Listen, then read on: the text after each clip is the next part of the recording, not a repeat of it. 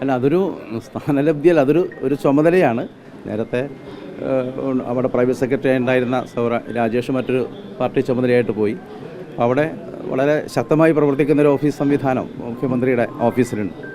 അപ്പോൾ അവിടെ ഒരു ചുമതല, പാർട്ടി നിയോഗിക്കുന്നൊരു ചുമതല അത് മുഖ്യമന്ത്രി തന്നെ അറിയിച്ചിരുന്നു. അപ്പോൾ അത് അടുത്ത ദിവസം ചുമതല എടുക്കാൻ പോവുകയും ചെയ്യും. ഈ പാർലമെന്ററി രംഗത്ത് നിന്ന് മാറിയൊരു സാഹചര്യമാണിത്. എങ്ങനെ കാണുന്ന ഈ ഒരു അവസരം? അല്ല, പാർലമെന്ററി രംഗത്ത് നിന്ന് വളരെ നേരത്തെ മാറിയല്ലോ, പാർട്ടി പ്രവർത്തനത്തിലായിരുന്നല്ലോ ഇതുവരെയുള്ളത്. അതിൻ്റെ ഭാഗമായിട്ട് വരുന്ന ഓരോ ചുമതലകളാണ് ഞങ്ങളതിനെ കാണുന്നത്. നമ്മളെ ഏൽപ്പിക്കുന്ന ഓരോ ചുമതലകളായിട്ടാണ്. അപ്പോൾ അത് നമ്മുടെ സാധ്യതക്കനുസരിച്ച് നന്നായി ചെയ്യാൻ ശ്രമിക്കുകയാണല്ലോ. തീർച്ചയായിട്ടും അത് പ്രധാനപ്പെട്ട ചുമതലയാണ്. അത് നല്ല നിലയിൽ ചെയ്യാനുള്ള ശ്രമം നടത്തും. ഒരു വർഷമാണ് ഇപ്പോൾ സർക്കാരിന് ബാക്കിയുള്ളത്. തീർച്ചയായിട്ടും പ്രധാനപ്പെട്ട ഒരു വർഷമാണ് ശരിക്കും പറഞ്ഞാൽ. അതെ, അതൊരു തുടർച്ചയാണല്ലോ. ഗവൺമെൻറ് നല്ല നിലയിൽ പ്രവർത്തിച്ച് വരുന്നു. അതിൻ്റെ നേതൃത്വമായിട്ട് മുഖ്യമന്ത്രിയും നേതൃത്വത്തിൽ ഓഫീസൊക്കെ പ്രവർത്തിക്കുന്നു.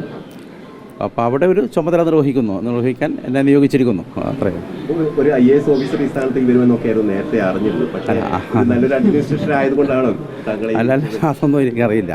അങ്ങനെയുള്ള കാര്യങ്ങളൊന്നും എനിക്കറിയാം. എന്നെ ഇപ്പോൾ ഈ ഒരു ഉത്തരവാദിത്വം ഏൽപ്പിച്ചിരിക്കുന്നു. അതിൻ്റെ തീരുമാനം ഉണ്ടായിരുന്നു. അത് ഒഫീഷ്യലി ഉത്തരവായി വന്നതാണ് ഇപ്പോൾ നിങ്ങൾക്ക് ലഭിച്ചത്.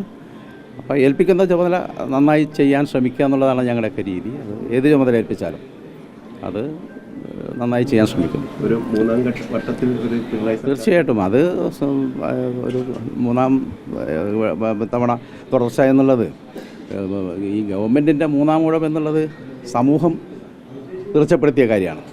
അത് സുനിശ്ചിതമായിട്ടൊരു കാര്യമാണ്.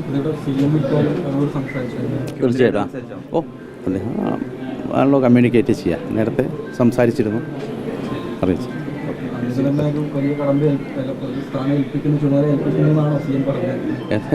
അല്ല, അങ്ങനെയല്ല. അത് ഞങ്ങൾ ആഭ്യന്തരമായിട്ടുള്ള കാര്യങ്ങളാണല്ലോ ഏൽപ്പിക്കുന്നു. അത് ഏതായാലും ആ ചുമതല ഏൽപ്പിക്കപ്പെട്ടിരിക്കുന്നു. ആ ചുമതല എടുക്കണം, സാധിക്കണം. എങ്ങനെയാണെന്നുള്ളത് അവിടെ ചെന്നാലല്ലോ എങ്ങനെയാണ് അതിൻ്റെ സ്വഭാവം എന്നുള്ള. സ്വാഭാവികമായിട്ടും തിരുവനന്തപുരം കേന്ദ്രീകരിച്ച് നിൽക്കേണ്ടി വരുമല്ലോ. അവിടെയാണല്ലോ ഓഫീസ്.